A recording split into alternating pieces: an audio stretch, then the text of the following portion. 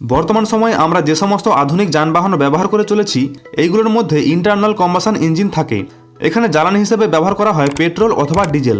কিন্তু আজ থেকে প্রায় কয়েকশো বছর আগে যখন ইন্টারনাল কম্বাসন ইঞ্জিন আবিষ্কার হয়নি, তখনকার সময় এক ধরনের এক্সটার্নাল কম্বাসন ইঞ্জিন ব্যবহার করা হতো বিভিন্ন যানবাহন অথবা কলকারখানায়। ইঞ্জিন দু ধরনের হয়, একটি হলো ইন্টারনাল কম্বাসন ইঞ্জিন, যেখানে ইঞ্জিন সিলিন্ডারের ভেতরে জ্বালানিকে জ্বালানো হয়, আর দ্বিতীয়টি হলো এক্সটার্নাল কম্বাসন ইঞ্জিন, যেখানে ইঞ্জিন সিলিন্ডারের ভেতরে জ্বালানিকে না জ্বালিয়ে বাইরে কোথাও জ্বালানো হয়। তাকে বলা হয় এক্সটার্নাল কম্বাসন ইঞ্জিন। এই ধরনের ইঞ্জিনকে স্টিম ইঞ্জিনও বলা হয়, কারণ এখানে জল ফুটিয়ে সেই জলের বাষ্পকে কাজে লাগিয়ে ইঞ্জিন ঘোরানো হয়। তারপর সেই ইঞ্জিনের শক্তি বিভিন্ন কাজে ব্যবহার করা হয়। এখানে সবথেকে বড় যে প্রশ্ন আমাদের মাথায় আসে সেটি হলো সামান্য জলের বাষ্পের সাহায্যে কিভাবে এত শক্তি উৎপন্ন করা হয়। তাই আজকের ভিডিওতে আমরা স্টিম ইঞ্জিন সম্পর্কে একদম বিস্তারিত জানব, তাই সম্পূর্ণ ভিডিওটি অবশ্যই দেখুন। স্টিম ইঞ্জিন হলো এমন এক ধরনের ইঞ্জিন যেখানে জ্বালানি হিসেবে ব্যবহার করা হয় কয়লা। কয়লার আগুনে জল ফুটিয়ে সেই ফুটন্ত জল থেকে বেরিয়ে আসা বাষ্পের প্রেসারকে কাজে লাগিয়ে ইঞ্জিনের পিস্টন আপ ডাউন করা হয়। স্টিম ইঞ্জিনের কাজ করার পদ্ধতি বিস্তারিত জানার আগে স্টিম ইঞ্জিন আবিষ্কারের ইতিহাস সম্পর্কে একটু বলি। সাধারণত স্টিম ইঞ্জিনের আবিষ্কারক হিসেবে দুজন বৈজ্ঞানিকের নাম আমরা শুনে থাকি, বিজ্ঞানী থমাস নিউকমান এবং জেমস ওয়াট। বলে রাখা ভালো, পৃথিবীতে যে কোনো আবিষ্কার একজন বা দুইজন ব্যক্তির দ্বারা সম্ভব হয়নি, তার পেছনে বহু বৈজ্ঞানিকদের রিসার্চ এবং কঠোর পরিশ্রম জড়িয়ে থাকে। যদি পৃথিবীর সর্বপ্রথম স্টিম ইঞ্জিনের কথা বলি, তাহলে সেটি প্রথম শতাব্দীতে আবিষ্কার হয়েছিল। একজন গ্রিক ম্যাথমেটিশিয়ান হিরন্স আলেকজান্দ্রিয়া প্রথম এই ইঞ্জিনটিকে আবিষ্কার করেছিলেন। সেটি ছিল একটি টারবাইন ইঞ্জিন। এখানে দেখতে পাচ্ছেন একটি ধাতব বলের দুদিক দিয়ে দুটি সরু সরু পাইপ লাগানো আছে। বলের ভেতর কিছুটা জল দিয়ে আগুনের ওপর রাখলে ভেতরে থাকা জল বাষ্পীভূত হয়ে দুদিকের দুটো পাইপ দিয়ে বাইরে বেরিয়ে আসে। পাইপ দুটো এমনভাবে ডিজাইন করা আছে যার ফলে বাষ্প বাইরে বেরিয়ে এলে বলটি ঘুরতে শুরু করে।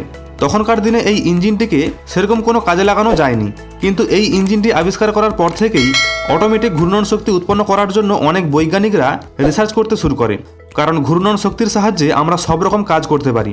এখানে ভিডিওতে যেমন দেখতে পাচ্ছেন বাষ্পের সাহায্যে বলটি নিজে থেকেই ঘুরছে। তারপর বহু বৈজ্ঞানিকদের রিসার্চের পর 1712 সালে একজন ব্রিটিশ বিজ্ঞানী থমাস নিউকমান একটি বাস্তব ব্যবহারযোগ্য স্টিম ইঞ্জিন আবিষ্কার করে ফেলেন, যার সাহায্যে খনি থেকে জল তোলা হতো। ইঞ্জিনটি আয়তনে অনেক বড় ছিল। ইঞ্জিনটি যে পরিমাণে জ্বালানি খরচ করত সেই পরিমাণে কাজ করতে পারত না, কিন্তু তা সত্ত্বেও তখনকার দিনে সেই ইঞ্জিন অনেক কাজ সহজ করে দিত। তারপর 1763 সালে বিজ্ঞানী জেমস ওয়াট নিউকমান্সের তৈরি করা সেই বাষ্পচালিত ইঞ্জিনকে ঠিক করতে গিয়ে তার মধ্যে অনেকগুলো ভুল খুঁজে পায়। তারপর বিজ্ঞানী জেমস ওয়াট সেই ভুলগুলোকে ঠিক করে ইঞ্জিনের মধ্যে অনেক কিছু মডিফিকেশন করে ইঞ্জিনটিকে আবার নতুনভাবে তৈরি করে। তারপর থেকে জেমস ওয়াটকেই বাষ্পচালিত ইঞ্জিনের আবিষ্কর্তা হিসেবে ধরা হয়। তারপর থেকে সেই বাষ্পচালিত ইঞ্জিন বিভিন্ন জায়গায় বিভিন্ন কাজে ব্যবহার হতে শুরু করে। বিশেষ করে বস্ত্রশিল্পে স্টিম ইঞ্জিনের অনেক ভূমিকা রয়েছে। তাছাড়া স্টিম লোকোমোটিভ, ট্রাক্টর এবং জাহাজের মতো বিভিন্ন যানবাহনে বাষ্পচালিত ইঞ্জিন ব্যবহার করা হয়। বর্তমান সময়ে এই বাষ্পচালিত ইঞ্জিনের ব্যবহার অনেক কমে গেছে, কিন্তু এখনও পর্যন্ত বিভিন্ন তাপবিদ্যুৎ কেন্দ্রে স্টিম টারবাইন ঘুরিয়ে ইলেকট্রিসিটি উৎপন্ন করা হয়। এবারে দেখুন স্টিম ইঞ্জিন কিভাবে কাজ করে।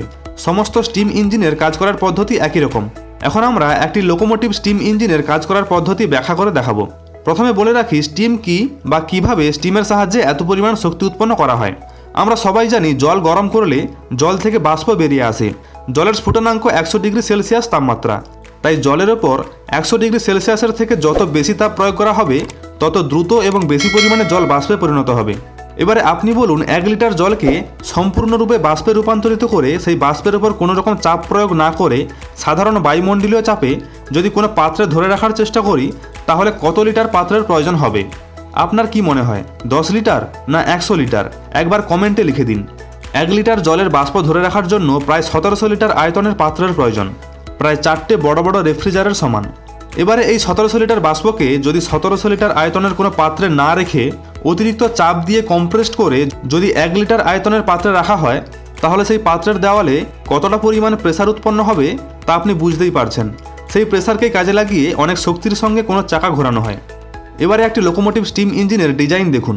স্টিম ইঞ্জিন চালানোর জন্য দুটি উপাদানের প্রয়োজন, একটি হলো জল আর দ্বিতীয়টি হলো ফুয়েল বা জ্বালানি। এখানে জ্বালানি হিসেবে ব্যবহার করা হয় কয়লা, কোক, কাঠ অথবা তেল। বেশিরভাগ ক্ষেত্রে কয়লা ব্যবহার করা হয়। এটি হলো টেন্ডার, যেখানে জল এবং কয়লা আলাদাভাবে স্টোর করে রাখা আছে। এটি হলো ফায়ার বক্স, যার ভেতর কয়লা ঢুকিয়ে আগুন জ্বালানো হয়। এটি হলো ফায়ার বক্সের দরজা, যেখান থেকে কয়লা ঢোকানো হয়। আর এখানেই 2-1 জন ফায়ারম্যান থাকে ফায়ারবক্সের মধ্যে কয়লা ঢোকানোর জন্য। ফায়ারবক্সের নিচের দিকে একটি ফাঁকা অংশ থাকে, তার উপরে একটি তারের জাল দেওয়া থাকে। নিচের এই ফাঁকা অংশ দিয়ে বাতাস প্রবেশ করে যাতে জ্বালানি ভালো করে জ্বলে ওঠে, কারণ আগুন অনবরত জ্বালিয়ে রাখার জন্য অক্সিজেনের প্রয়োজন। তাই এই ফাঁকা জায়গা দিয়ে অক্সিজেন ভেতরে প্রবেশ করে। এই ফাঁকা অংশটিকে বলা হয় অ্যাশ প্যান, যার মধ্যে পুড়ে যাওয়া কয়লার ছাই এখানে এসে জমা হয়। এইগুলো হলো ফায়ার টিউব।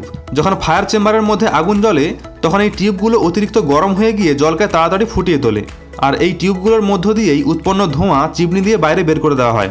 এই পুরো অংশটি হলো জলের ট্যাঙ্ক, অর্থাৎ জলের ট্যাঙ্কের ভেতরেই ফায়ার বক্স বা ফায়ার টিউবগুলো আছে, যার ফলে ট্যাঙ্কের চারিদিক থেকে জল ফুটতে শুরু করে এবং দ্রুতগতিতে জল বাষ্পে পরিণত হয়। উৎপন্ন বাষ্প বাইরে বেরিয়ে যাওয়ার জন্য ট্যাঙ্কের দেওয়ালে চাপ সৃষ্টি করে। বাষ্পের পরিমাণ যত বাড়তে থাকে ততই ট্যাঙ্কের মধ্যে চাপ বৃদ্ধি পায়। এটি হলো স্টিম ডোম। এখানেই থাকে মেন স্টিম পাইপ। যেহেতু প্রেসার বৃদ্ধি পাওয়ার কারণে বাষ্প ট্যাঙ্ক থেকে বাইরে বেরিয়ে যাওয়ার রাস্তা খোঁজে, তাই মেন স্টিম পাইপ দিয়ে বাষ্প সিলিন্ডারের দিকে প্রবাহিত হয়। যদি কোনো রকমভাবে ট্যাঙ্কের মধ্যে প্রেসার অতিরিক্ত বেড়ে যায় তখন এই সেফটি ভালভটিকে খুলে দেওয়া হয়, নাহলে ট্যাঙ্ক অতিরিক্ত চাপে বাস্ট হয়ে যেতে পারে।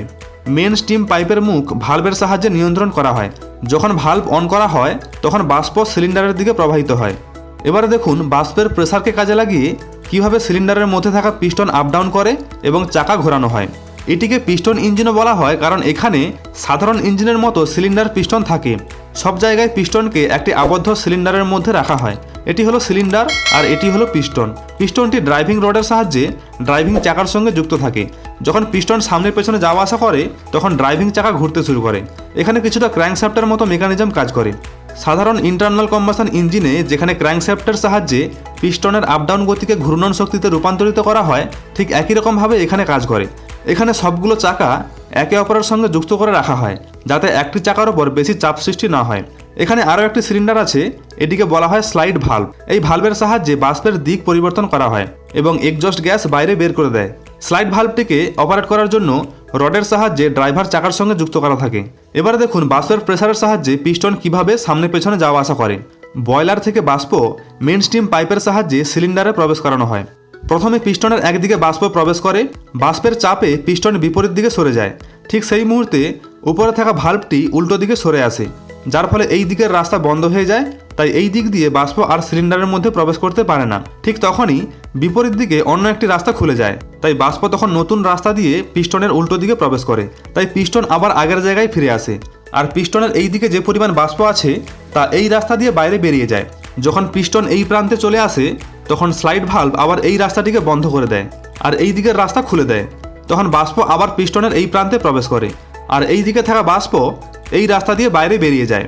এই স্লাইড ভালভটিকে অপারেট করা হয় ড্রাইভার চাকার সাহায্যে, আগেই বলেছিলাম।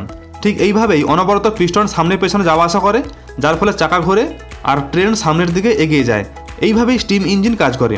ইঞ্জিন থেকে বাষ্প অনবরত বাইরে বেরিয়ে যাওয়ার জন্য বয়লার ট্যাঙ্কের মধ্যে একটা সময় জল শেষ হয়ে আসবে। সেই কারণে ট্রেনের মধ্যে আলাদা করে জল স্টোর করে রাখা হয়। আবার কিছু দূর পর পর জলের পাম্প থাকতো জল ভর্তি করার জন্য, যখন বর্তমানে কিছু দূর পর পর তেলের পাম্প থাকে গাড়িতে তেল নেওয়ার জন্য। আশা করি আপনাদের বোঝাতে পেরেছি। এটি হলো বাষ্পচালিত পিস্টন ইঞ্জিনের কাজ করার পদ্ধতি। বাষ্পচালিত ইঞ্জিনের আরও একটি ভাগ হলো স্টিম টারবাইন, যেটি তাপবিদ্যুৎ কেন্দ্রের টারবাইন ঘুরিয়ে বিদ্যুৎ উৎপাদনের কাজ করে। অন্য কোনো একটি ভিডিওতে স্টিম টারবাইন ইঞ্জিন সম্পর্কে আলোচনা করব। আজকের ভিডিওটি এই পর্যন্ত। আপনাদের কিছু মতামত থাকলে অবশ্যই কমেন্ট করে জানান, লাইক করুন, আর সেই সঙ্গে চ্যানেলে নতুন এসে থাকলে সাবস্ক্রাইব করে সঙ্গে থাকুন। দেখা হচ্ছে আবার পরের ভিডিওতে।